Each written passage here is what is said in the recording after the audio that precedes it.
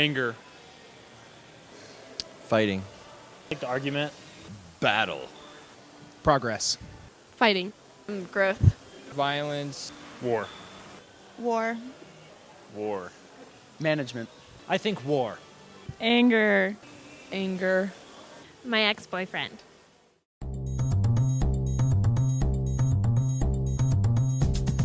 The word conflict often has a negative connotation. This might be because people don't handle conflict very well.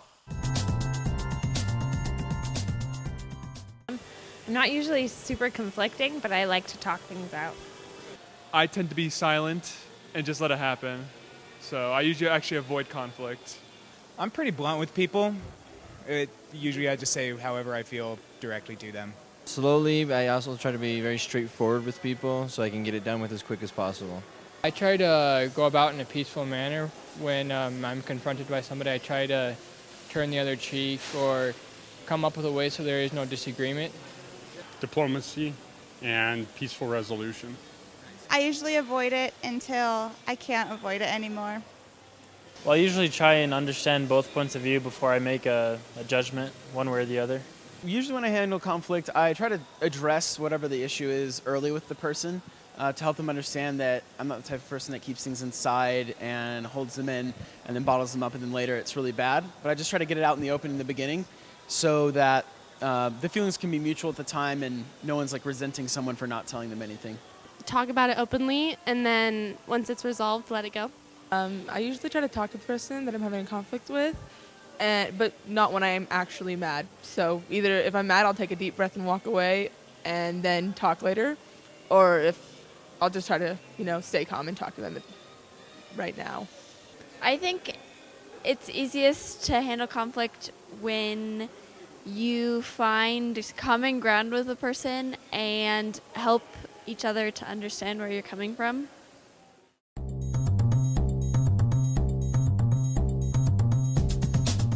Although some people avoid conflict, other people offer good advice on how they handle it. However, we have found there's a disconnect between how people know they should respond and how they actually respond.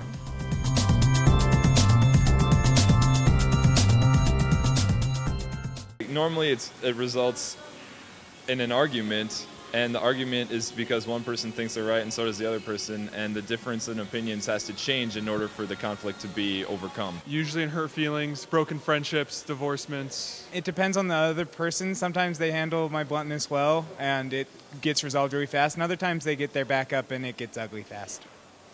Depending on how I go about it, it can either go well or it could go bad. It could end up that we come to a term of agreement and there are no problems, or that we still are disagreeing and then there's just kind of part ways there. Pain, suffering.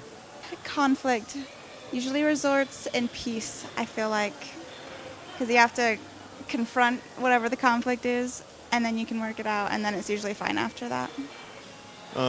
It can blow up and result in hurt feelings and be terrible, but if it's handled properly, it can be the solution to problems. It can result in understanding, and it can really progress or help people progress in relationships or in problems to be solved and things like that. So, conflict usually results in just bad feelings, and you don't really get to an answer that both people agree upon.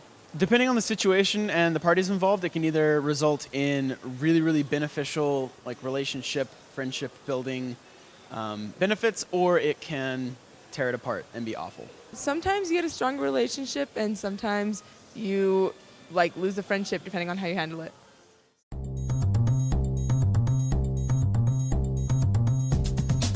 We are here to bridge the gap between knowing how to resolve conflict and the application of resolving conflict. We researched 5 tips that will help keep conflict from turning into contention. The ability to work well with others is the single greatest determinant of success in the 21st century. Therefore, learning to disarm and diffuse confrontational situations and people is essential. Stay calm and de-escalate. Stay in control of your emotions.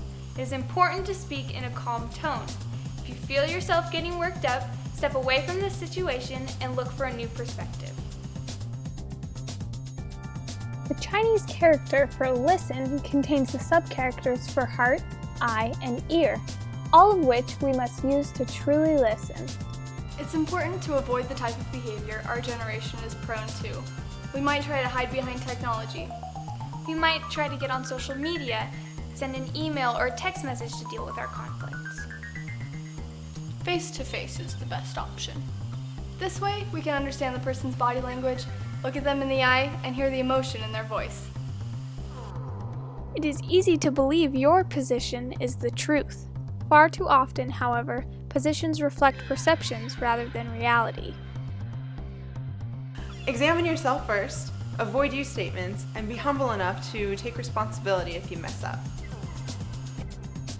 Resentment is like drinking poison and then hoping it will kill your enemies.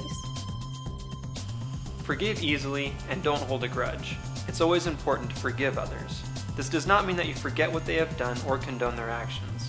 You simply let go of the anger and never seek revenge. One of the keys to successfully managing conflict is learning to depersonalize it or to view it as a business case.